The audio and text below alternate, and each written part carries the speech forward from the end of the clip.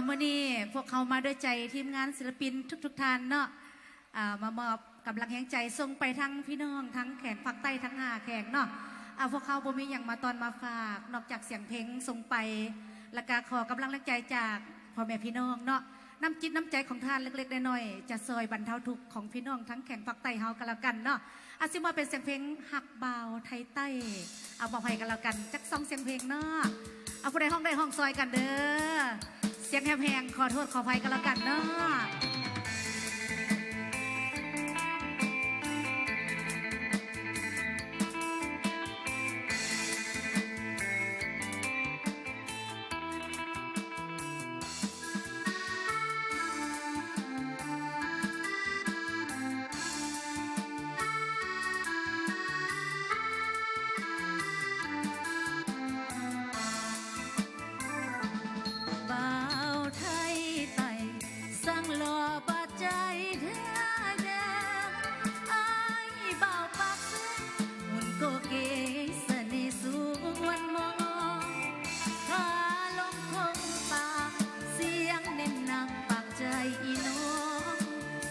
อยากจะขอ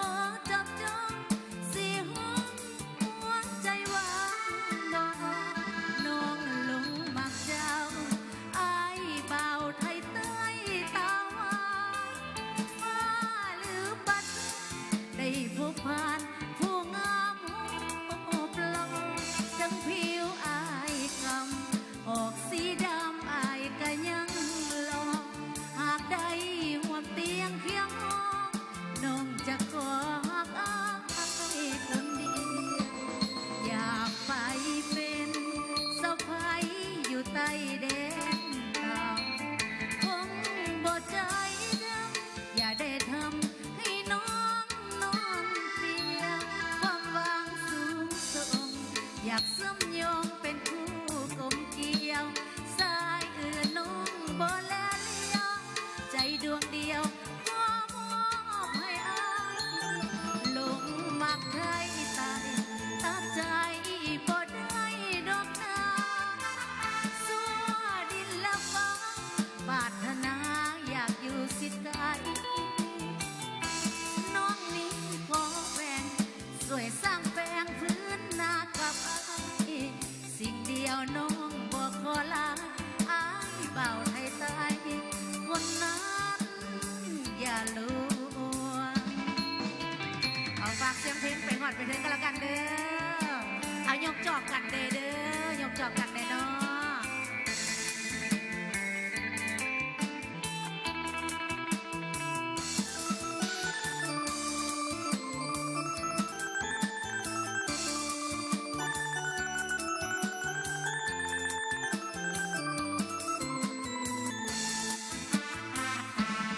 อยากไป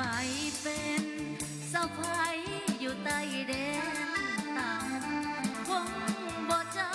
ดำอย่าได้ทำให้น้องนอนเปียกความหวังสูงส่งอยากสมยอมเป็นคู่กลมเกลียวสายอื่นน้องบ่แลเลี้ยวใจดวงเดียวขอมอบให้อายหลงมักไทยใต้ตัดใจบ่ได้ดอกนาปรารถนาอยากอยู่สิไกลน้องนี้ขอแบ่งสวยสร้างแปลงพื้นนากับอายสิ่งเดียวน้องบอกขอลาอายเบาไทยใต้คนนั้นอย่าลืม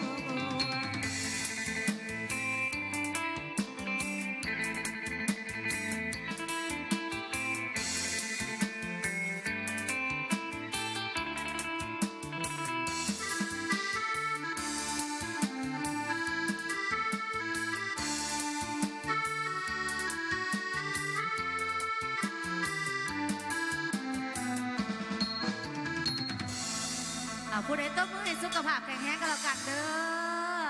ให้ร่ำรวยเนาะสิบ่บอกอย่างไรยายห่างศิลปินเขามีหลายๆทานเนาะมีทั้งรุ่นอาจารย์และก็รุ่นน้อยๆไปแต่ว่ากุหลาบบางเทียนี่เท่าแล้วเพิ่นว่า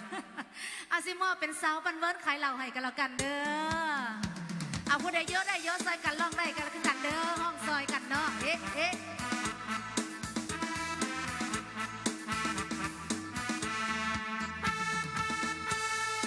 เอาเต้นน้ำกันก็ได้เด้อเอ๊ะ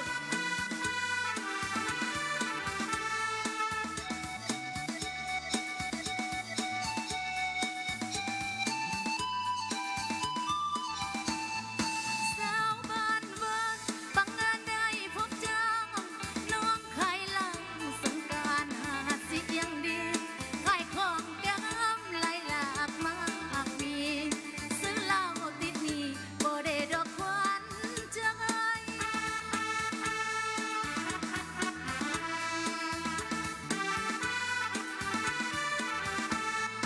น้องบอกไอ้มันบ่ได้ดอกนะเล่าเล่าเข้ามาเจ้าอย่ามาลวดลายอย่าโลเลกินแล้วต้องจ่ายกินไปให้อ้างตามสบายเลยนะ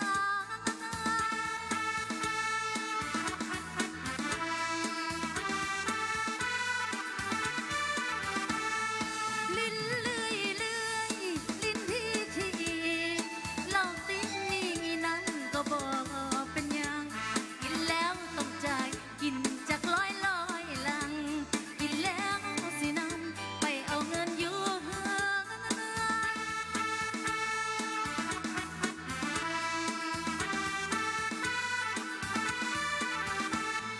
แก้มเป็นวันสักบ้านวัดข้าวเหล้ามากินเหล้ากินแล้วต้องจ่ายเงินบ่ใจดีดอกนาสาวบ้านเบิ่งถ้าบ่มีเงินอย่าสู่มาลวดลายเอากินไปและเด้อหาร3-4พวกเขายินดีต้อนรับทุกท่านเนาะติดหนี้ก็ได้สิไปถามอยู่เฮือนดอกเพิ่นว่าเอ๊ะเอ๊ะ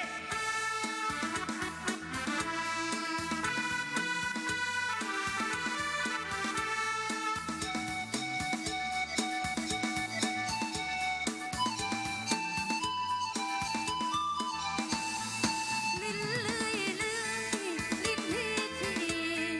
เหล่าติ้งนี่นั้นก็บอกเป็นหยังกินแล้วก็จ่ายกินจัก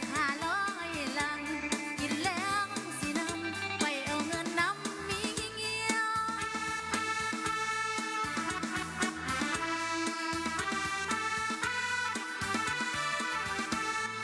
แก้มเป็นวันซึ่งบ้านวันข้าวให้เหล้ามากินเหล้ากินแล้วต้องจ่ายเงินบ่ใจดีดอกนาสาวบ้านเวิร์นถ้าบ่มีเงินอย่าสู่มาลวดลายเอ๊ะ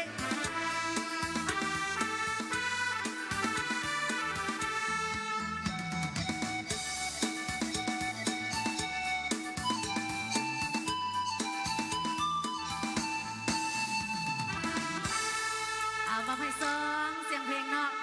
ขอเสียงตบมือหน่อยเด้อให้ทั้งอาจารย์ดนตรีเนาะตีน้อยนรสิงห์ขอบใจเป็นพิเศษขอบใจทั้งสถานที่แล้วก็ขอบใจทั้งอาจารย์หลายๆท่านกันแล้วกันแล้วก็ศิลปินหลายๆท่านเนาะที่ลืมบ่ได้ก็คือสถานที่เฮา3434เพิ่นว่าขอบใจทุกท่านที่มาอุดหนุนเนาะมาลัยน้ำใจของทาน ไปถึงภาคใต้กันแน่นอนเพิ่นว่า แล้วก็ขอบใจสาวกุหลาบ ขอบใจ เมือง ที่ เพี ส ย ปอนกันเด้อ จ้า ขอบ